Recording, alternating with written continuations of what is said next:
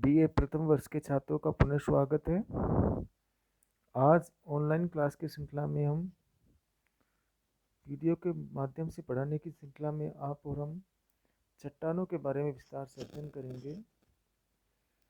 चट्टानें कितने प्रकार की होती है, कौन कौन से उदाहरण हैं, किस किस प्रक्रिया द्वारा इन चट्टानों का निर्माण होता है, कौन कौन सी चट्टानों का निर्माण होता है। तो पृथ्वी की सतह के कठोर भाग को चट्टान कहते हैं, रॉक। तो पृथ्वी की भूप्रकृति की ऊपरी सतह पर भूप्रकृति की सतह पर जो कठोर भाग होता है उसको चट्टान कहते हैं। ये पृथ्वी की भारी परत की संरचना को मूलभूत इकाइयाँ हैं। उत्पत्ति के आधार पर ये तीन प्रकार की होती है: आग्नेय चट्टान, अवसादी चट्टान, कायांतरित चट्टान। आग्नेय चट्टान जो जैसा कि शाब्दिक अर्थ इग्नियस, जो लावा से बनती है, आग से बनती है, अग्नि से बनती है। ज्वालामुखी उद्गार के बाद जो चट्टानों का निर्माण होता है वह आग्नेय चट्टान होती है।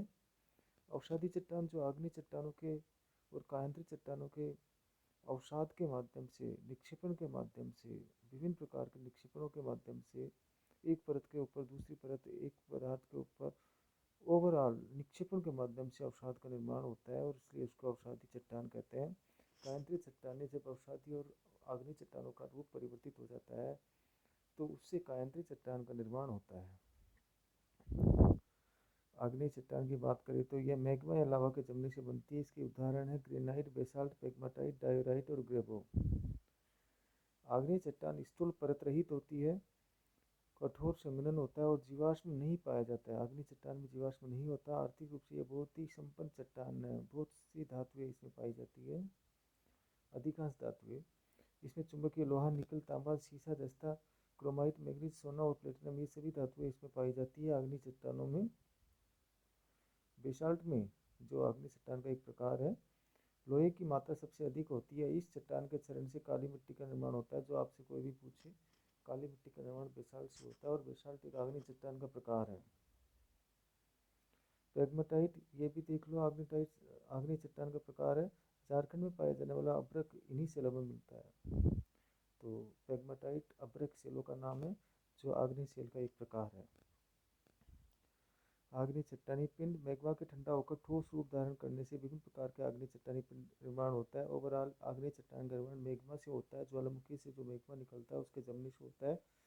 जब वो बड़े चट्टानी पिंड के रूप में जमता है तो उसको चट्टानी पिंड कहते हैं। बैथोलित, स्टोक लेकोलित, लेपोलित, फेकोलित, सिल, ये मैग्मा के जमाव से विभिन्न प्रकार की शिलाकृतियाँ निर्मित होती है। बैथोलित गुंबद के आकार का होता है, बड़ा है और वास्तव में यह पातालीय पिंड है। आंतरिक चट्टान होती है, एक बड़े गुंबद के आकार का होता है जिसके किनारे खड़े होते हैं। इसका ऊपरी तल विषम होता है और यह मैक्सिमम अधिकांश रूप से ग्रेनाइट से बनता है। बैथोलित अंतर्वेदित चट्टानों का, आग्नेय चट्टानों का गुंबद रूपी एक शिलाकृति है। स्टोक, छोटे आकार के बैथोलित को स्टोक कहते हैं। बैथोलित का जब छोटा होता है, वही बैथोलित की तरह ही है पर इसका आकार छोटा होता है, इसलिए इसका नाम स्टोक हो गया। इसका ऊपरी भाग गोलाकार गुंबदनुमा होता है। स्टोक का विस्तार 100 वर्ग किलोमीटर से कम होता है।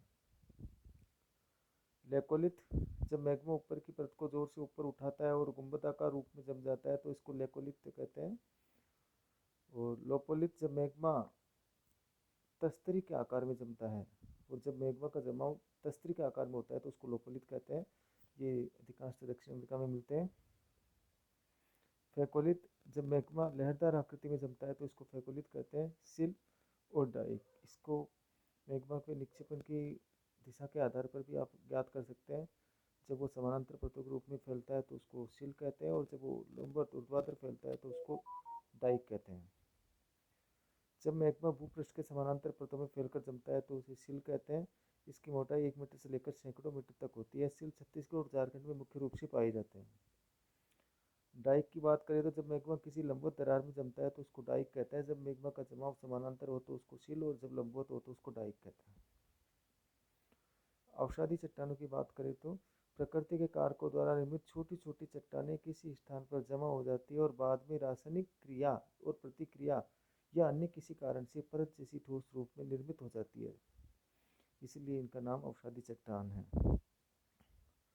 बलुआ पत्थर, चूना पत्थर, स्लेट, कांग्लोमरेट, नमक की चट्टान और सीलकरी ये अवसादी चट्टानों के उदाहरण हैं। अवसादी चट्टानों में परतें पाई जाती है। वनस्पति और जीव जंतुओं का जीवाश्म भी इनमें पाया जाता है। जैसे कि आपको पहले बताया कि आग्नेय चट्टान मेग्मा के जमने से बनती है और मैक्सिमम जो धातुएं होती है वो आग्नेय चट्टानों में पाई जाती है। और वनस्पति और जीव जंतुओं का जीवाश्म अवसादी चट्टानों में पाया जाता है। इन चट्टानों में लोहा, फास्फेट, कोयला और सीमेंट बनाने की चट्टान पाई जाती है। ये अधिकांश चट्टानें जिनसे सीमेंट बनती है वो अवसादी चट्टानें होती है। खनिज तेल अवसादी चट्टानों में पाया जाता है। जो जीवाश्म से संबंधित तेल हो या कोयला हो, ये अवसादी चट्टानों में पाया जाता है। दामोदर महानदी और गोदावरी नदी बेसिनों के अवसादी चट्टानों में कोयला पाया जाता है। आगरा का किला और दिल्ली का लाल किला बलुआ पत्थर नामक अवसादी चट्टान का बना है। तो बलुआ पत्थर अवसादी चट्टान का उदाहरण है। और आपको पता हो तो बेसाल्ट आग्नेय चट्टान का उदाहरण है। तो अपना जो ताजमहल है ये बलुआ पत्थर से बना है। कायांतरित चट्टान की बात करें तो ताप हो, दबाव हो या किसी अन्य प्रकार की रासायनिक क्रिया के कारण आग्नेय और अवसादी चट्टान होती है, उनका रूप बदल जाता है, काया बदल जाती है, इसलिए इसका नाम कायांतरित चट्टान है। बात करें रूपांतरण के आधार पर तो ऐसी कायांतरित चट्टान जिसका निर्माण आग्नेय चट्टान से होता है उसको आग्नेय कायांतरित कहते हैं, और ऐसी कायांतरित चट्टान जिनका निर्माण अवसादी चट्टान से होता है उसको अवसादी कायांतरित चट्टान कहते हैं। आग्नेय कायांतरित चट्टान के उदाहरण है ग्रेनाइट, साइनाइट, ग्रेवो, बेसाल्ट, बिटुमिनस कोयला, निस साइनाइट, निस सर्पेंटाइन, शिस्ट और ग्रेफाइट। ये ऐसी कायांतरित चट्टानें हैं जिनका निर्माण आग्नेय चट्टानों से होता है, इसलिए इसको आग्नेय कायांतरित चट्टानें कहते हैं। बात करें अवसादी कायांतरित चट्टानों की, ऐसी कायांतरित चट्टानें जिनका निर्माण अवसादी चट्टानों से होता है उसको अवसादी कायांतरित चट्टानें कहते हैं। सपिंड, बलुआ पत्थर, सेल, चूना पत्थर, लिग्नाइट, कोयला, सपिंड, शिस्ट, क्वार्टजाइट, स्लेट, संगमरमर, एंथ्रासाइट, कोयला, स्लेट, फाइलाइट आदि चट्टानों का निर्माण अवसादी चट्टानों से होता है, इसलिए इसको अवसादी कायांतरित चट्टान कहते हैं। तो इस प्रकार से मैंने आपको विभिन्न प्रकार के चट्टानों के बारे में विस्तार से और एक सार्थक चर्चा करने का प्रयास किया है कि किस प्रकार से विभिन्न प्रकार की चट्टानें और उनके उपयोग और उनकी विशेषताओं के बारे में मैंने आपको एक विस्तृत चर्चा करने का प्रयास किया है। बहुत बहुत धन्यवाद।